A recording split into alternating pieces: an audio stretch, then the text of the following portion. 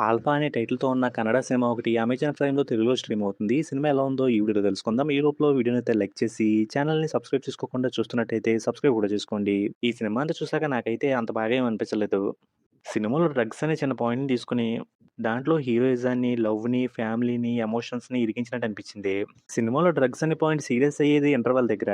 అప్పటి వరకు సినిమాలో హీరో లవ్ స్టోరీకి సంబంధించిన సీన్‌లు, హీరో ఫ్యామిలీకి సంబంధించిన సీన్‌లు, విలన్ డ్రగ్స్‌ని ఎక్స్‌పోర్ట్ చేస్తున్నాడు అన్నట్టుగా సీన్స్ వస్తా ఉంటాయి. ఈ సీన్స్ అన్నీ కూడా ఒక ఫ్లోలో వస్తున్నట్టు ఉండవు. సీన్ సడెన్‌గా కట్ అయిపోయి ఇంకో సీన్ వచ్చేస్తున్నట్టు అనిపిస్తది.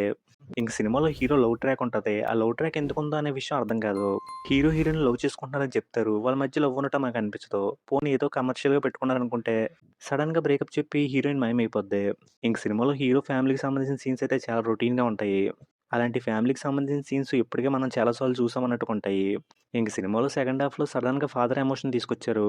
అది అంతగా వర్కౌట్ అని అనిపించలేదు. సెకండ్ హాఫ్‌లో సినిమా వెళ్ళాక అక్కడ కొంచెం సీరియస్ అవుతున్నప్పుడు, ఇక్కడి నుంచి కొంచెం బెటర్‌గానే ముందుకు తీసుకెళ్తారేమో అనిపించింది కానీ, అది కూడా అంత ఇంట్రెస్టింగ్ ఏమి వెళ్ళలేదు. నా డ్రగ్స్ ఎక్కడున్నాయో తెలియాలని విలన్ అంటుంటే, మా నాన్నని కాపాడుకోవాలని హీరో అంటున్నాడు.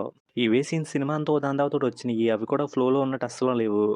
ఇంక సినిమా క్లైమాక్స్‌లో అయితే ఒక ట్విస్ట్ రివీల్ చేశారు. ఆ ట్విస్ట్ అయితే అస్సలు బాగా అనిపించలేదు. హీరో ఫాదర్‌ని అప్పటి వరకు చాలా సిన్సియర్ అన్నట్టుగా చూపిస్తారు. అలాంటి సిన్సియర్ మనిషి ఒక తప్పు చేయాల్సొస్తది. అలా చేయాల్సొచ్చినప్పుడు ఫీల్ అవుతున్నట్టు గాని, కొంచెం ఆలోచిస్తున్నట్టు గాని అస్సలు చేయడు. ఏదో అలవాటైన పనిని చేసేస్తున్నట్టుగా చేసేస్తాడు. అదైతే అస్సలు కన్విన్సింగ్‌గా లేదు. ఇంక సినిమాలో హీరోగా చేసిన అతని పెర్ఫార్మన్స్ అయితే అంత బాగా అనిపించలేదు. చూడడానికి కటౌట్ బానే ఉంది కానీ, యాక్టింగ్ కనిపించినట్టు అనిపించలేదు.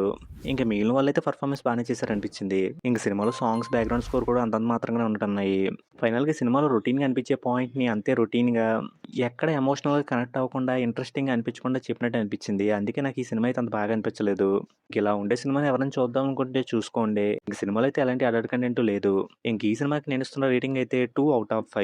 ఇక వీడియోని క్లోజ్ చేసే ముందు వీడియోని లైక్ చేసి, ఛానెల్‌ని సబ్స్క్రైబ్ చేసుకోకుండా చూస్తున్నట్టయితే సబ్స్క్రైబ్ కూడా చేసుకోండి.